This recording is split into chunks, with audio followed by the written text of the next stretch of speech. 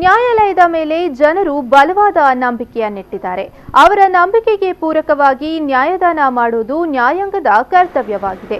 ನ್ಯಾಯ ಕೇಳಿ ಬರುವವರಿಗೆ ನ್ಯಾಯಾಧೀಶರು ಶೀಘ್ರ ಹಾಗೂ ನಿಖರವಾಗಿ ನ್ಯಾಯ ನೀಡಲು ವಕೀಲರು ಸಹಕರಿಸಬೇಕು ಎಂದು ಕರ್ನಾಟಕದ ಉಚ್ಚ ನ್ಯಾಯಾಲಯದ ಮುಖ್ಯ ನ್ಯಾಯಮೂರ್ತಿ ಅಭಯ್ ಶ್ರೀನಿವಾಸ್ ಓಕಾ ಹೇಳಿದರು.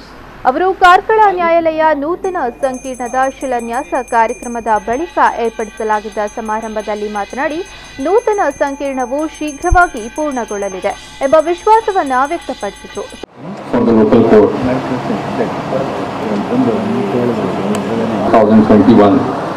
I hope and trust for the bar and the judicial officers who are present here.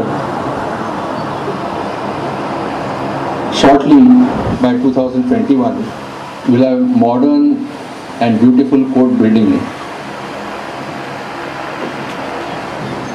Our job is not complete by providing a beautiful and modern building. Perhaps our job starts thereafter, because when we are in a better building, having modern facilities, common man will expect that we will deliver better. ಸರ್ವೋಚ್ಚ ನ್ಯಾಯಾಲಯದ ನ್ಯಾಯಮೂರ್ತಿ S Abdul Nazeer ನ್ಯಾಯಾಲಯದ ನೂತನ ಸಂಕೀರ್ಣದ ಶಿಲಾನ್ಯಾಸ ನೆರವೇರಿಸಿ ಶುಭ ಕೋರಿದರು.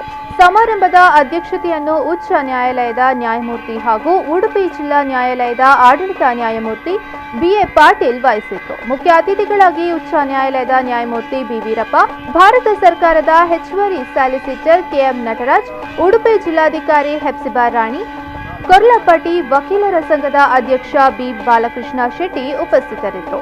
ಉಡುಪಿ ಜಿಲ್ಲಾ ಸೆಷನ್ಸ್ ನ್ಯಾಯಾಧೀಶ ಸಿಎಂ ಜೋಶಿ, ಉಚ್ಚ ನ್ಯಾಯಾಲಯದ registrar general V Srishananda, Karkala ಹಿರಿಯ ಸಿವಿಲ್ ನ್ಯಾಯಾಧೀಶರಾದ ಅಮೃತ ಎಸ್ ರಾವ್, ಕಾರ್ಕಳ ಪ್ರಧಾನ ಸಿವಿಲ್ ನ್ಯಾಯಾಲಯದ ನ್ಯಾಯಾಧೀಶ ಪುಟ್ಟರಾಜು, ಎರಡನೇ ಹೆಚ್ಚುವರಿ ಸಿವಿಲ್ ನ್ಯಾಯಾಲಯದ ನ್ಯಾಯಾಧೀಶ ಸತೀಶ್, ತಹಶೀಲ್ದಾರ ಪುರಂದರ ಹೆಗ್ಡೆ, ವಕೀಲರ ಸಂಘದ ಕಾರ್ಯದರ್ಶಿ ಸಂಪತ್ ಕುಮಾರ್ ಭಾಗವಹಿಸಿದ್ರು. ಅಡಿಷನಲ್ ಎಸ್ಪಿ ಕುಮಾರ್ ಚಂದ್ರ, ಎಸ್ಪಿ ಕೃಷ್ಣಕಾಂತ್ ಭದ್ರತೆಯನ್ನ ಏರ್ಪಡಿಸಿದ್ರು.